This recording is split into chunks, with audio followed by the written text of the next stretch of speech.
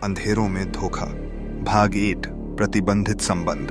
राहुल मेहता 38 वर्षीय एक सफल बिजनेसमैन दिल्ली में अपनी पत्नी नेहा और 10 साल के बेटे के साथ एक आदर्श जीवन जी रहा था।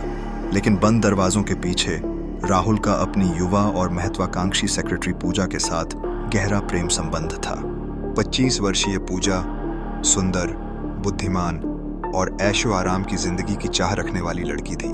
उसने राहुल को अपनी लग्जरी लाइफ का जरिया समझा। राहुल उसकी खूबसूरती के जाल में फंसकर उसे महंगे गिफ्ट्स और विदेशी ट्रिप्स देने लगा। राहुल की पत्नी नेहा को उसके देर रात तक घर न आने, गुप्त फोन कॉल्स और शादी में अचानक आई दूरी पर शक होने लगा। संदेह के चलते उसने सच्चाई पता करने का फैसला किया। भाग 2 खतरनाक साजिश। एक रात नेहा ने राहुल का पीछा किया और उसे एक हाई एंड होटल में पूजा के साथ रंगे हाथ पकड़ लिया। सदमे और गुस्से में उसने राहुल से सामना किया। राहुल ने माफी मांगते हुए कहा कि यह सिर्फ एक गलती थी और उसने वादा किया कि वह इस रिश्ते को खत्म कर देगा। लेकिन पूजा ने कुछ और ही सोच रखा था। वह राहुल की दौलत पर फिदा थी और उसे छोड़ने के लिए तैयार नहीं थी। उसने राहुल को धमकाना शुरू कर दिया। अगर उसने नेहा को तलाक देकर उससे शादी नहीं की तो वह उनके रिश्ते की पोल खोल देगी और मीडिया तक ये खबर पहुंचा देगी।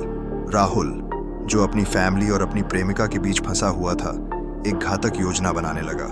उसने पूजा को यह यकीन दिलाया कि असली समस्या नेहा है और अगर वह रास्ते से हट जाए तो वे दोनों साथ रह सकते हैं। लालच और प्यार में अंधी पूजा ने उसकी बात मान ली।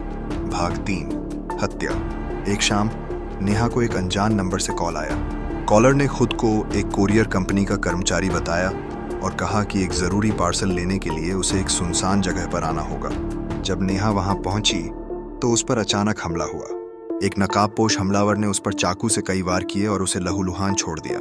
राहुल उसी रात घर पहुंचा और मासूम बनने का नाटक किया। उसने नेहा की गुमशुदगी की रिपोर्ट तक दर्ज करा दी।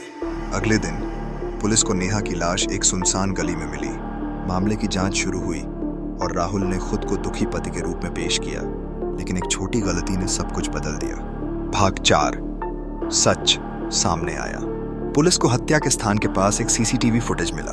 उसमें एक लाल ड्रेस पहनी हुई महिला घटनास्थल के पास दिखी। गहराई से जांच करने पर पता चला कि यह ड्रेस पूजा की थी। सख्ती से पूछताछ करने पर पूजा टूट गई और उसने पूरी साजिश का खुलासा कर दिया। राहुल ने ही इस हत्या की योजना बनाई थी। पुलिस ने राहुल और पूजा दोनों को गिरफ्तार कर लिया और उन पर हत्या और साजिश रचने का आरोप लगाया। भाग 5 न्याय हुआ। अदालत ने राहुल को आजीवन कारावास और पूजा को 20 साल की सजा सुनाई। नेहा के परिवार ने इंसाफ के लिए लड़ाई लड़ी और सुनिश्चित किया कि अपराधियों को उनके गुनाहों की सजा मिले। जो कहानी वासना और लालच से शुरू हुई थी वह धोखे और खून खराबे पर खत्म हुई। अपराध का अंजाम हमेशा बुरा ही होता है।